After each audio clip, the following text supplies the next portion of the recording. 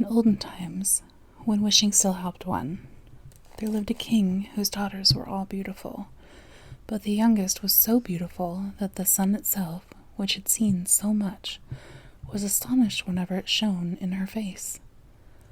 Close by the king's castle lay a great dark forest, and under an old lime tree in the forest was a well, and when the day was very warm, the king's child went out into the forest and sat down by the side of the cool fountain, and when she was bored, she took a golden ball and threw it up on high and caught it, and this ball was her favorite plaything.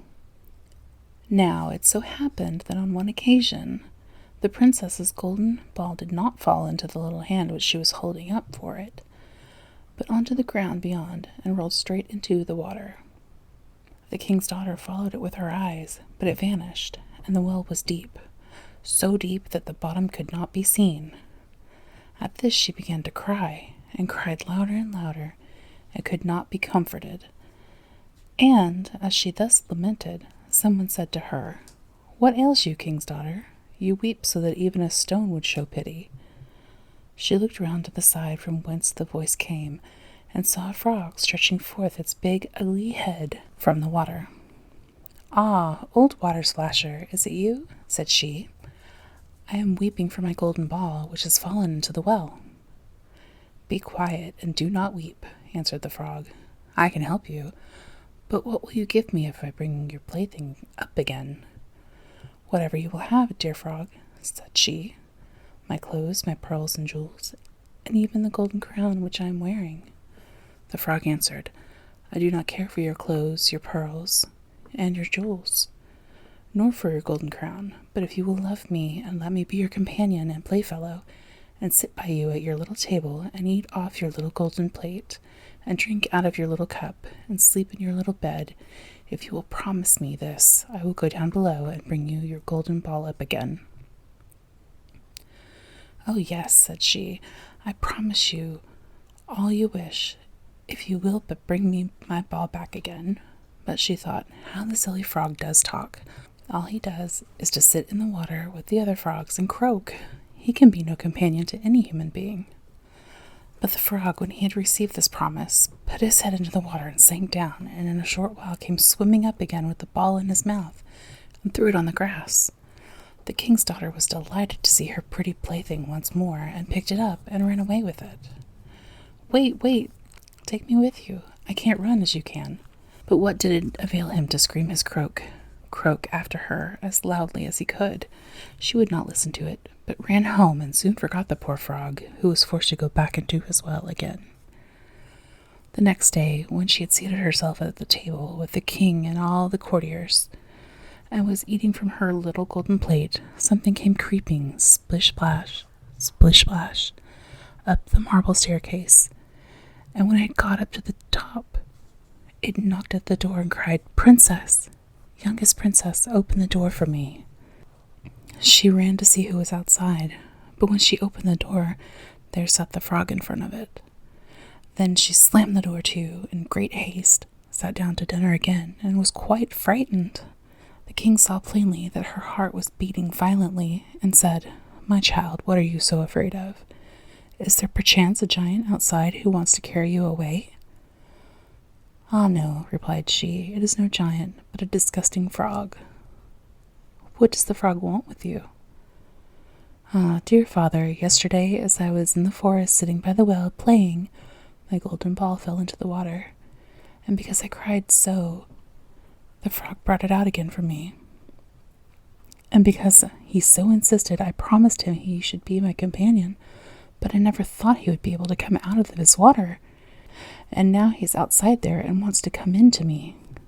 In the meantime, it knocked a second time and cried, "Princess, youngest princess, open the door for me.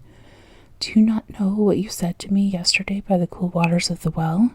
Princess, youngest princess, open the door for me." "Then," said the king, "that which you have promised must you perform. Go and let him in." She went and opened the door, and the frog hopped in and followed her step by step to her chair. There he sat and cried, "Lift me up beside you." She delayed until at last the king commanded her to do it. Once the frog was on the chair, he wanted to be on the table.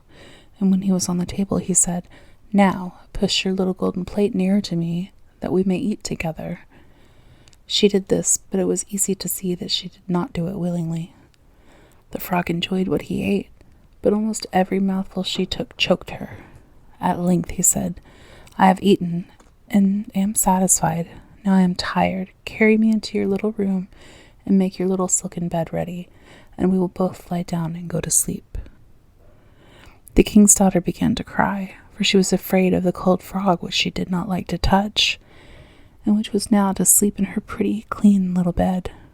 But the king grew angry and said,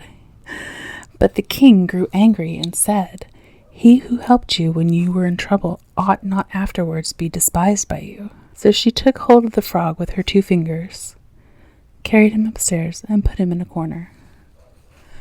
But when she was in bed, he crept to her and said, "I am tired. I want to sleep as well as you. Lift me up, or I will tell your father." At this she was terribly angry, and took him up and threw him with all her might against the wall. "Now, will you be quiet, odious frog?" said she. But when he fell down, he was no frog, but a king's son, with kind and beautiful eyes. He, by her father's will, was now her dear companion and husband. Then he told her how he had been bewitched by a wicked witch, and how no one could have delivered him from the well but herself, and that tomorrow they would go together into his kingdom. Then they went to sleep, and the next morning, when the sun awoke them, a carriage came driving up with 8 white horses, which had white ostrich feathers on their heads, and were harnessed with golden chains, and behind stood the young king's servant, Faithful Henry. Faithful Henry had been so unhappy when his master was changed into a frog that he had caused 3 iron bands to be laid round his heart, lest it should burst with grief and sadness.